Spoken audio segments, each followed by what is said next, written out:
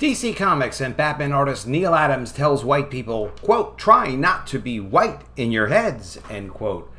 This is coming from Bounding Into Comics. This was from a tweet storm of sorts that Neal Adams put out earlier. He's got a lot of strange tweets lately. We will definitely get into it and check it on out and see what this crazy man is talking about. What is he talking about?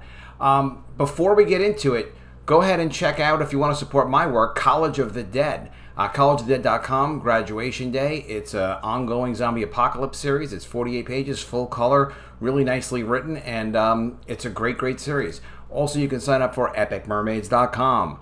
Coming out soon. You will be on the email list, and we'll let you know when it's coming out, and we'd love to have you there the day that it launches. Back to the article. DC Comics and Batman artist Neal Adams tells white people, try not to be white in your heads. Okay.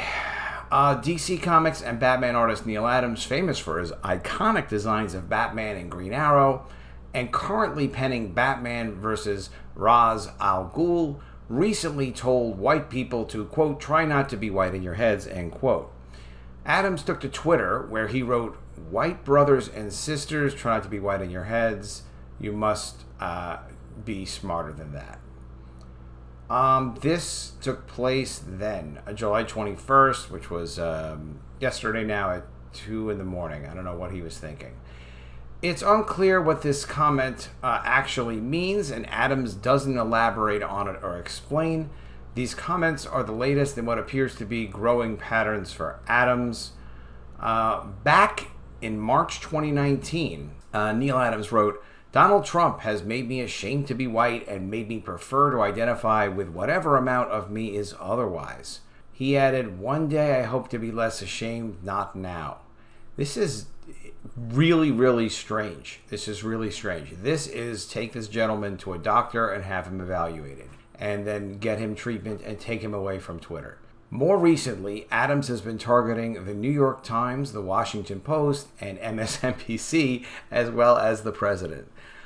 On July 20th, he wrote, quote, New York Times, you know in your heart that Donald, I think he meant Donald, Trump is stupid, but he's stupider, okay, like a junkyard dog. This is, like, depraved. Adams added he's practicing sending stormtroopers into various cities. He doesn't want mail-in votes. So who does he present as the head of the post office? And to do what? I mean, if you're a relative of Neal Adams, or if you know, like, have him, you know, he doesn't need Twitter. He needs to rest at 2 o'clock in the morning. He's obviously up in some older years. He needs to not be up in the middle of the night. He does not seem like he's feeling 100%. But the article goes on. In a subsequent tweet, he would add, you stupid monkeys, look at the courts. Look at the Justice Department. Trump is chewing his leg off for every possible trap you have for him, and we are too stupid to know. Don't answer your door at night. Honestly, I mean, I don't know exactly what he means, because this is so incredibly dangerous, this you stupid monkeys. I don't know who he's talking to. I don't know if he's talking about people who are supporters of the president or people that are in opposition to the president, whatever it is. But when you start dehumanizing people, that's like what the United States was doing in World War II when they needed to fight the enemy, and they wanted to make the soldiers feel like the people they were fighting were less than regular people, so they could be vicious and violent and win and all that. And the opposition was doing that and much worse. So this is something where it's one thing if you want to be, call someone stupid, that's fine. When you dehumanize them and call them some kind of a creature, it's just crazy and dangerous, whoever is doing it. So yes, that includes Neal Adams, and I'm pointing it out because it is that serious.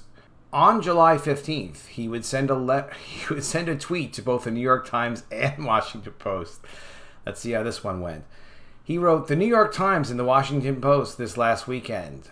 Donald Trump said, when questioned that Fauci made mistakes along the way, I leapt from my chair and cried out, how dare you? He never made any mistakes. He just gave us science. You took the science, twisted it, and made mistake after mistake, he continued. Okay. Fauci never made one mistake except to try to support your ass and your his insane ramblings. Now Navarro spoke the same words you spoke, and you say the words didn't come from you. You, sir, are many times a liar. They were your words. I heard them. I hope he's okay. I mean, now this, I've also heard, and I don't know how accurate this is, but he should be responsible for what's on his Twitter account. I've heard that his daughter engages in writing his tweets from time to time. When Neal Adams actually raised a reasonable question about discrimination against some political party people like Republicans not getting work in the comic industry, that his daughter kind of went after him and took over his Twitter account. I don't know if that's real or not. This is all just so bizarre. Whether it's him, his daughter, some combination, I don't know, but it is his real Twitter account. Earlier in July, he tweeted to MSNBC, writing, MSNBC, why are you media a-holes grinning like Jack a-holes while you are talking to medical people about cures and treatment? Okay, so I guess he's criticizing them. How would you idiots feel if you caught the virus and they told you had to wait for antibodies or the vaccine? Oh, but that means you could die. Now, Neal Adams is also, again, he's a little older, so he's in the group of people that are at extreme risk should they, God forbid, catch the virus. So maybe he's got, I can't analyze him. I've never worked with him. I never met him. I know a lot of people who know him. I was thinking about calling them and asking them about this, and I was like, I am not going to get involved in this insanity through personal relationships. So I will leave it at that. Adams continued his thread. Tisk, tisk, tisk, you wouldn't be smiling, would you? Yeah, you'd want them to hand-deliver the latest experimental drugs and antibodies to you 2 effing day. The country's in chaos and the doctors are no help. Citizens, not officials, would fix this in 1 day. Okay. But let's find out from Neal Adams' tweet how citizens would fix the problem. But they don't have the authority. Officials have it. Do you know how many Union generals they had to go through to finally find Ulysses S. Grant? Somebody who could do the job. He's trying to explain himself. Did I mention that Neal published a book called CRAZYMAN? It was a superhero that I suppose was crazy. Beautiful, beautiful covers by Brian Boland and Neal Adams. This is from his company Continuity Comics that existed between 1984 and 1994. Interesting story, interesting high-quality work in a lot of ways. Back to it. Doctors have to find a new way to advance medicines now. If Cuomo or Biden were put in charge of the country today, we would have solutions tomorrow. Okay? So instead, okay, I don't know how he figures that. But anyway, so instead of that, millions are infected and hundreds of thousands die.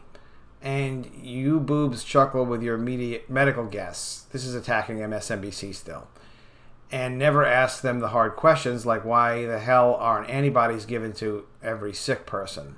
I mean, antibodies are very helpful, and they do work very well against this friggin' plague. But it's not like it's available the way we can get Tylenol at the supermarket or Benadryl. There's a whole treatment process. It's limited.